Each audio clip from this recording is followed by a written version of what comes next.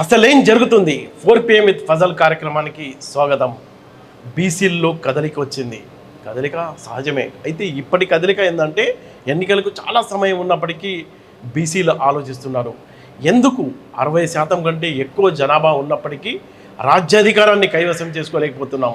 ఇంకెంతకాలం మూడు ముక్కల ఆట, మూడు ప్రధాన పార్టీల్లో అలా విడిపోయి ఇంకెంతకాలం వాళ్ళ పల్లకీలు మోద్దామన్న ఆలోచనలు చాలా సీరియస్గా చేస్తున్నారు. అయితే బీసీలంతా ఏకమవుతారా? 60% ఉన్న జనాభా అధికారాన్ని కైవసం చేసుకుంటుందా? ఈ అంశాలని మనతో మాట్లాడటానికి వెనుకబడిన కులాల సమాఖ్య అధ్యక్షులు ఎన్సి రాములు ముదిరాజు ఉన్నారు. ఆయనతో చిట్చాట్ చేద్దామా? సార్ నమస్తే. సార్, ఇప్పుడు బీసీ కుల ఈ డేటా పూర్తిగా విడుదల చేయాలని ఎందుకు డిమాండ్ చేస్తున్నారు సార్? ఏంటి మీ డౌట్స్ ఏంటి? కులగణనకు సంబంధించి డేటా ఎందుకు విడుదల చేయాలంటున్నాం అంటే, కేసీఆర్ ప్రభుత్వము కులగణన చేసి పబ్లిక్ డొమైన్ లో పెట్టకుండా వాళ్ళు కూడా దాచుకొని వాస్తవాలు వాట్ ఈజ్ వాట్ అనే విషయాలు ప్రజలకు తెలియజేయకుండా ఉండడం అనేదే వాళ్ళు చేసిన పొరపాటు. వీళ్ళు కూడా మేము 42% రిజర్వేషన్ ఇస్తున్నామని రాజీవ్ గాంధీ గారు రాజ్యాంగం పుస్తకం పట్టుకొని మేము 42% ప్రజలకు బీసీలకు రిజర్వేషన్ ఇస్తామని ఆశలు కొల్పి, మరి కామారెడ్డి డిక్లరేషన్ లో అక్కడికి వచ్చి మేము 42% ఇస్తామని చెప్పి మరి ఆయన ప్రజల సమక్షంలో ఓపెన్ బహిరంగ సభలో ప్రకటించడం జరిగింది. చేసిన తర్వాత దానికి కట్టుబడి ఉంటామని చెప్పేసి అన్నారు. కానీ ఎన్నికల తర్వాత నిజంగా కూడా దాన్ని తాత్సారం చేసి నిర్లక్ష్యం చేసిన కారణంగా బీసీ సంఘాలన్నీ కూడా ఉద్యమం చేసి రాష్ట్ర వ్యాప్తంగా బంద్కు పిలిపించి దీనిపైన ఏదో ఒకటి తేల్చాలని చెప్పినప్పుడు మాత్రమే అప్పుడు ప్రభుత్వం ముందుకొచ్చి మరి దీనిపైన తప్పనిసరిగా శాసనసభలో తీర్మానం చేస్తాం, అదేవిధంగా మరి కమిటీ వేస్తాం, సర్వే పూర్తి చేస్తాం అని చెప్పేసి మరి వాళ్ళు వాగ్దానం ఇచ్చి సర్వే చేసిండ్రు. సర్వే కూడా వాస్తవంగా మా అభిప్రాయం ఇంకా జనాభాకు వాస్తవ పద్ధతి ఎంత ఉందో వాస్తవమైనటువంటి సర్వే జరగలేదనేది మా అభిప్రాయము. సరే చేసిండ్రు. ఆ చేసిన సర్వే రిపోర్ట్ కూడా పబ్లిక్ డొమైన్ లో పెట్టమని అడుగుతున్నాం. ఎందుకు పెట్టడం లేదు? సరిగా చేస్తే నిజంగా వాస్తవం ఉంటే పెట్టాలి కదా. పెట్టే వాస్తవం ఏంటనేది ఎవరి జనాభా ఎంత ఉందో ప్రజలందరికీ తెలిసిపోతుంది కదా. అవును అవును సార్, బీసీ కాంగ్రెస్ హామీలు ఏ మేరకు అమలయ్యాయని మీరు అనుకుంటున్నారు? కాంగ్రెస్ పార్టీ ఎన్నికల్లో బీసీలకు వాగ్దానం చేసింది. ఆ 21లో ఏవి కూడా చేయలేదు ఇంతవరకు. ఫస్ట్ ఆఫ్ ఆల్ మేము కోరిన 42% జనాభా దామాషా ప్రకారం రిజర్వేషన్ ఇవ్వలేదు. అదేవిధంగా జనాభా దామాషా ప్రకారం రాజకీయ పదవులు కానీ నామినేటెడ్ పోస్టులు కానీ ఇవ్వలేదు. అదేవిధంగా జనాభా దామాషా ప్రకారం బడ్జెట్ కేటాయించలేదు. జనాభా దామాషా ప్రకారం ఉద్యోగ నియామకాలు కూడా చేయడం లేదు. ఇదంతా కూడా వట్టి ఎన్నికల కోసం చేసినటువంటి గేమ్ గానే కనిపిస్తుంది తప్ప ఆచరణలో ఎలాంటి చెప్పినటువంటి ఏది కూడా చేసింది మనకు కనిపించడం లేదు. అందుకే బీసీలకు ఎంతో కొంత నమ్మకం ఉండి మరి టిఆర్ఎస్ ను ఓడగొట్టి మరి కాంగ్రెస్ ను గెలిపించిన ఉద్దేశం ఏంటంటే బీసీలకు ఏదో మేలు చేస్తారు అనే ఉద్దేశంతో చేసిండ్రు. బీసీలకు ఆయా కులాలకు ఇచ్చిన వాగ్దానం కూడా నెరవేర్చలేదు. ఉదాహరణకు ముదిరాజులకు బీసీ డి నుంచి బీసీ ఏకు ఇస్తామని ఆ రోజు మార్పు చేస్తాం కేటగిరీ అని చెప్పినటువంటిది వాళ్ళు ఇప్పుడు ఏం చేయడం లేదు. అందుకే ఇప్పుడు మొత్తం ముదిరాజులందరూ కూడా ఏంది, మాకు ఇచ్చిన వాగ్దానం నెరవేర్చడం లేదు కాబట్టి మేము గవర్నమెంట్ తో తేల్చుకుంటాం, యుద్ధం చేస్తామనే పరిస్థితికి వచ్చింది. అట్లా అనేక కులాలకు కూడా బీసీ కులాలకు ఇచ్చినటువంటి వాగ్దానం నెరవేర్చుకోవడం లేదు. కాంగ్రెస్ పార్టీ వైఖరి పట్ల బీసీలు ఎలా ఆలోచిస్తున్నారు? వాస్తవంగా కాంగ్రెస్ పార్టీ అనేటువంటిది ఒక లిబరల్ పార్టీ. నిజంగా చెప్పాలంటే ఒక సెక్యులర్ పార్టీ, ఒక డెమోక్రటిక్ పార్టీ అని మేము అనుకున్నాం. కానీ ఈ కాంగ్రెస్ పార్టీని ప్రస్తుతం రెడ్డిలు మొత్తం కబ్జా చేసేసిండ్రు. రెడ్డిలందరూ కూడా మాటల వరకు వచ్చేసరికి లేదు మేము బీసీలకు మద్దతు ఇస్తాం, బీసీల పార్టీ, ఎస్సీ ఎస్టీలకు మైనార్టీలకు మేము హెల్ప్ చేస్తామని చెప్పినటువంటి పార్టీ ఆచరణలో చూస్తే ఇప్పటి వరకు ఎన్ని నామినేటెడ్ పోస్టులు అయితే రిలీజ్ చేసిండ్రో వాటిలో 90% రెడ్డిలే క్యాప్చర్ చేసుకున్నారు. సెక్రటరియట్ లో పని ఏంటంటే రెడ్డిలకు మొత్తం ఎట్లా నామినేటెడ్ పోస్టులు ఇవ్వాలి, అదేవిధంగా మంత్రివర్గంలో కూడా జనాభా దామాషా ప్రకారం బీసీలకు ఇవ్వలేదు. ఏదో తప్పనిసరి పరిస్థితుల్లో వాగిశ్రీ గారికి తర్వాత మన వీర్లపల్లి శంకర్ వాళ్ళకు కొంచెం అవకాశం కల్పించారు, అంతే తప్పిస్తే ఎవరు బీసీలకు అవకాశం కల్పించలేదు. కాబట్టి ఈ పార్టీ మీద విశ్వాసం అనేది సన్నగిల్లుతుంది క్రమక్రమంగా. బీసీలో ఉన్న ఈ అసంతృప్తి కాంగ్రెస్ పార్టీపై ఎలాంటి ప్రభావం చూపుతుంది అనుకుంటున్నారు? బీసీలు ఏమనుకుంటున్నారంటే ఇక్కడ కేసీఆర్ నమ్మి బీసీలు తెలంగాణ ఉద్యమంలో పోరాడి త్యాగం చేసి ప్రాణాలు అర్పించి మనకేదో జనాభా దామాషా ప్రకారం మనకేదన్నా ఒరుగుతుంది తెలంగాణ వస్తాయని ఆశిస్తే టిఆర్ఎస్ పార్టీ కూడా ఏం చేయకపోయింది. ఆశలు అడియాసలైనవి. రాష్ట్రం వచ్చినాక కూడా ఎవరికి ఏం మేలు జరగలే, ఒక కుటుంబం మాత్రమే బాగుపడింది. అది కాదని కాంగ్రెస్ పార్టీకి ఓట్లేసి అధికారాన్ని బదలాయించి బీసీలు తమ యొక్క కక్ష సాధింపు నెరవేర్చి ప్రభుత్వాన్ని మార్చిపారేసారు. అరే వచ్చిన ప్రభుత్వం ఏదైనా మేలు చేస్తారంటే మరి అన్నట్లు వాళ్ళని తీసేసి వీళ్ళని గెలిపిస్తే పెన్నంలో నుంచి పొయ్యిలో పడ్డట్లు అయింది పరిస్థితి కాంగ్రెస్ పార్టీ దగ్గర. కాంగ్రెస్ పార్టీ కేవలం ఒక రెడ్డిలకు మాత్రమే పరిమితమై వాళ్ళు ఏమాత్రం భయపడకుండా అసలు రెడ్డిల పార్టీ, కాంగ్రెస్ పార్టీ అంటే రెడ్డిల పార్టీ అన్నట్లుగా ఉంది తప్ప ఓట్లు మాత్రం బీసీలవి, ఎస్సీ ఎస్టీలవి, ఆదివాసులవి, మైనార్టీలవి కావాలి, కానీ వాళ్ళకి మాత్రం ఎలాంటి మేలు చేయడం లేదు. ఎంతసేపు ఉన్నా వాడుకొని వదిలిపెట్టేటువంటి పరిస్థితి యూజ్ అండ్ త్రోనే కనిపిస్తుంది. అందుకు బీసీలు ఏమనుకుంటున్నారంటే ఇక టీఆర్ఎస్ అయినా ఒకటే, కాంగ్రెస్ పార్టీ అయినా ఒకటే, దీని బదులు మనమే ఏదైనా స్వతంత్రంగా ఒక రాజకీయ పార్టీ పెట్టుకొని ముందుకు వెళ్ళిపోతే ఎట్లుంటది అనేటువంటి ఆలోచనలో బీసీలు ఒక ప్రత్యేకమైన కార్యాచరణ రూపకల్పనలో నిమగ్నం అయి ఉన్నారు వాస్తవంగా. ఇప్పుడు సార్ ఒక విషయం సూటిగా చెప్పండి, ఓట్లు మావి పదవులు మీకు అనే నినాదం అయితే చాలా బాగుంది. అయితే ఇన్ని ఓట్లు పెట్టుకుని మీరు అధికారాన్ని ఎందుకు కైవసం చేసుకోలేకపోతున్నారు? ఎక్కడ సమస్య ఉంది? నాయకత్వ లోపం ఉందా? చాలా చోట్ల బీసీలకు సీట్లు ఇచ్చినా గెలవలేకపోతున్నారు. మనం చూసాం ఆంధ్రాలో గానీ, గతంలో చిరంజీవి గానీ ఎక్కువ మందికి బీసీలకు ఇస్తే ఇచ్చిన వాళ్ళంతా ఓడిపోయారు. అలాంటి పరిస్థితి ఎందుకు ఉంది? గతంలో ఉన్నటువంటి బీసీ నాయకులతో పోల్చుకుంటే వాళ్ళు ప్రజల్లో లేరు వాస్తవంగా. అప్పటికప్పుడు సినిమా ఫీల్డ్ నుంచి వచ్చిన చిరంజీవి గాని ప్రజలతో, బీసీలతో ఎలాంటి సంబంధం లేదు ఆయనకు.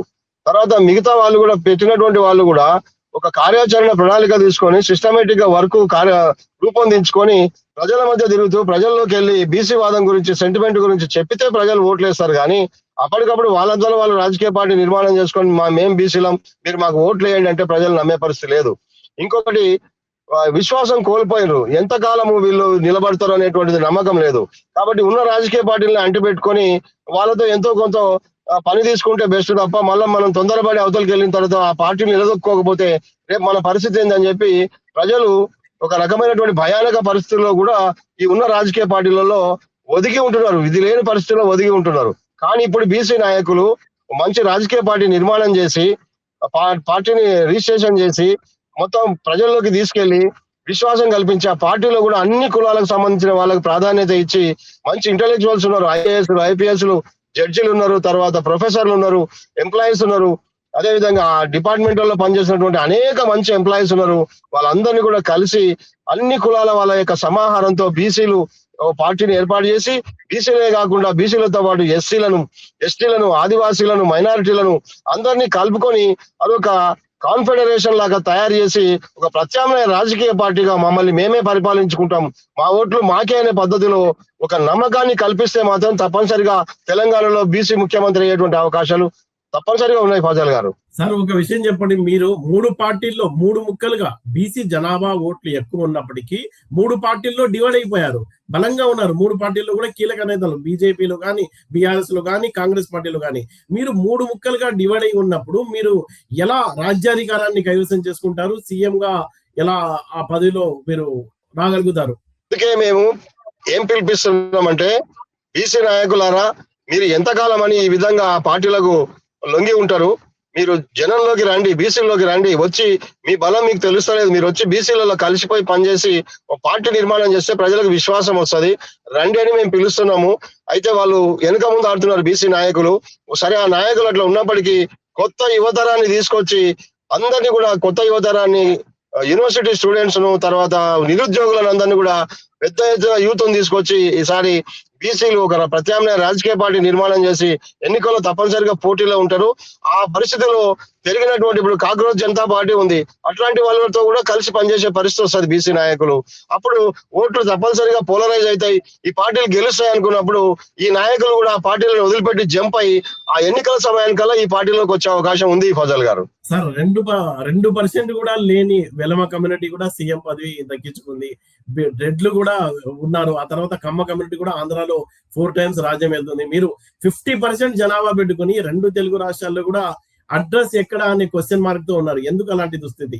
ఇప్పటి వరకు ఏం చేశారంటే బీసీ నాయకుల మీద నమ్మకంతో ఉన్న ప్రజలు, సరే మా నాయకులు ముందుకు వస్తారు కదా, మాకు ఏదో మేలు చేస్తారు కదా అని వాళ్ళ మీద నమ్మకం పెట్టుకుంటే వాళ్ళ నమ్మకాన్ని వమ్ము చేసిండ్రు.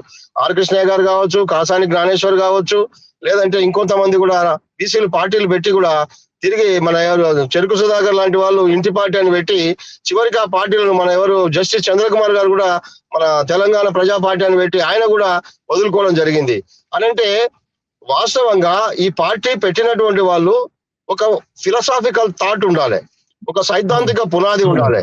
ఆ సైద్ధాంతిక పునాది కాకుండా ఒక నిర్దిష్ట లక్ష్యం ఉండాలి. నిర్దిష్ట లక్ష్యానికి అనుగుణంగా సరి అయినటువంటి కార్యాచరణ ప్రణాళిక, ఆచరణాత్మకమైన కార్యాచరణ ప్రణాళిక ఉండాలి. దానికి సరి అయినటువంటి సొంత సైన్యాన్ని తయారు చేసుకోవాలి. ఇది మనం యుద్ధంలో గెలిచేటువంటిది వార్ స్ట్రాటజీతో పనిచేస్తే తప్పనిసరిగా బీసీలు ఈ రాజకీయ యుద్ధంలో గెలుస్తారు. కానీ ఏవి ఆలోచించకుండా నా దగ్గర డబ్బు ఉంది, లేదంటే నేను ఒక పదవిలో హోదాలో ఉన్నా, నేను పార్టీ పెడితే నా వెంబడి ప్రజలందరూ వచ్చేస్తారంటే అంత ఈజీగా రారు. ప్రజలకు కాన్ఫిడెన్స్ లెవెల్స్ పెంచాలి. ప్రజలు అరే ఈ సిద్ధాంతం కోసం కట్టుబడి ఉంటారు, వీళ్ళు నీతిగా నిజాయితీగా రేపటి రోజు మన కోసం పని చేస్తారనే నమ్మకం వచ్చినాడు. తెలంగాణ సెంటిమెంట్ మొదట ఎట్లుంది మామూలుగా కనిపించింది, తర్వాత సెంటిమెంట్ పెరిగి ప్రజల్లో విశ్వాసం వచ్చిన తర్వాత సెంటిమెంట్ ముందు ఈ పార్టీల డబ్బులన్నీ కూడా కొట్టుకపోయినాయి. అట్లనే బీసీ సెంటిమెంట్ ముందు కూడా, బహుజన సెంటిమెంట్ ముందు కూడా తప్పనిసరిగా ఈ రాజకీయ పార్టీలు కుప్పకూలిపోతాయి, ఈ జెండాలన్నీ కూలిపోతాయి. వీళ్ళ పార్టీలు వేరైనా జెండాలు వేరైనా వీళ్ళ ఎజెండా మాత్రం ఒకటి అనేటువంటి రహస్యాన్ని మాత్రం ప్రజలు గుర్తుపట్టిండ్రు, వాస్తవాలను గమనించారు. అరే ఏ పార్టీ వచ్చినా మనం ఎండి సావాల్సిందే తప్ప ఏ పార్టీలు కూడా మనకు మేలు చేయి, ఇవన్నీ అగ్రకుల పార్టీలని మన బీసీ నాయకత్వం కూడా ఇప్పుడు ప్రజల్లోకి వెళ్ళి చెప్తుంది. కాబట్టి అప్పటికంటే ఇప్పుడు రాజకీయంలో శూన్యత ఉంది కాబట్టి ప్రజలకు కూడా నమ్మకాలు పోయినాయి, విశ్వాసం పోయింది. కాబట్టి తప్పనిసరిగా ఆ సెంటిమెంట్, బీసీ సెంటిమెంట్ డెవలప్ అవుతుందని నేను ఆశిస్తున్నా. తప్పనిసరిగా బీసీలు, ఎస్సీ, ఎస్టీ, ఆదివాసీలు, మైనార్టీలు అందరూ కలిసి తప్పనిసరిగా బహుజన సెంటిమెంట్ అనేటువంటిది తెలంగాణ రాష్ట్రంలో వచ్చేటువంటి అవకాశం ఉంది. అది పరిపక్వ స్థితి ఏర్పడిందని నేను నమ్ముతున్నా. సార్ ఒకటి చెప్పండి, వెనుకబడిన కులాల సమాఖ్య రాష్ట్ర అధ్యక్షులుగా మీరు ఉన్నారు. మీరు బీసీ ఓట్ తో గేమ్ చేంజ్ ఎలా చేయాలని మీ యాక్షన్ ప్లాన్ ఏంటి సార్? ఏం చేయబోతున్నారు? బీసీ ఫెడరేషన్ గా మేము ఏమనుకుంటున్నామంటే మాకు స్పష్టత ఉంది. ఫస్ట్ మన తెలంగాణ రాష్ట్రంలో బీసీ కులాలు, ఎస్సీ, ఎస్టీ, ఆదివాసీ మైనార్టీలు అందరూ కలిసి 97% ఉన్నారు. నిజం చెప్పాలంటే ఈ 97% ప్రజల్లో 60% బీసీ ప్రజలు ఉన్నారు. వీళ్ళు తీసిన లెక్కలు 56, 52 చెప్తే తప్పది, కానీ 60% తెలంగాణలో బీసీలు ఉన్నారు. ఈ తెలంగాణలో ఉండేటువంటి బీసీలో ఉండేటువంటి అనేక కులాలను, ఆ కులాల్లో ఉండేటువంటి మేధావులను అందరినీ కూడా కలిసినప్పుడు తప్పనిసరిగా మనం ఇంకా ఎవరు ఏం చెయ్యరు, వీళ్ళ వల్ల మనకి ఏం ఒరగదు. 0.5% ఉన్నటువంటి కేసీఆర్ గారు వచ్చి తెలంగాణ కోసం ఏదో చేస్తామని చెప్పి వచ్చి చివరికి మన ఓట్లను తీసుకొని రాజ్యాధికారాన్ని సంపాదించిన తర్వాత వాళ్ళ ఇష్టారాజ్యం చేసిండ్రు.